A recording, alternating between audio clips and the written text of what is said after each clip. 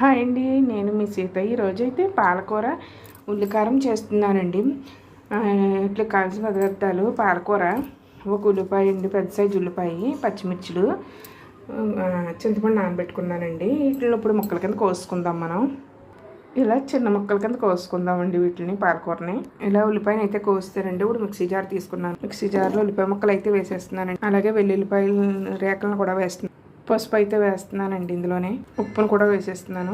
ఇందులోనే కారాన్ని కూడా వేసేస్తున్నానండి. చింతపండు నానబెట్టాను కదా, అది కూడా వేసేస్తున్నానండి. ఇలా అయితే మిక్సీ ఆడేద్దామండి మెత్తగా. ఎల్లుల్లిపాయలండి, అలాగే తాలింపు సామాను, ఎండుమిర్చి, కరివేపాకు, ఆడిపెట్టుకున్న పేస్ట్ని కూడా ఇందులో వేసుకుందామండి. కొంచెం ఎగరేద్దామండి. తర్వాత పాలకూర వేసుకుందాం. పచ్చిమిర్చిని వేసేద్దామండి. ఇప్పుడైతే పాలకూరను కూడా వేసేసుకుందాం. వేసుకుని బాగా కలిపెడదామండి. ఆయిల్ అంతా పైకి వచ్చేదాకా ఉండాలండి. అయిపోయిందండి. నా వీడియో కనుక నచ్చితే please subscribe my channel, like చేయండి.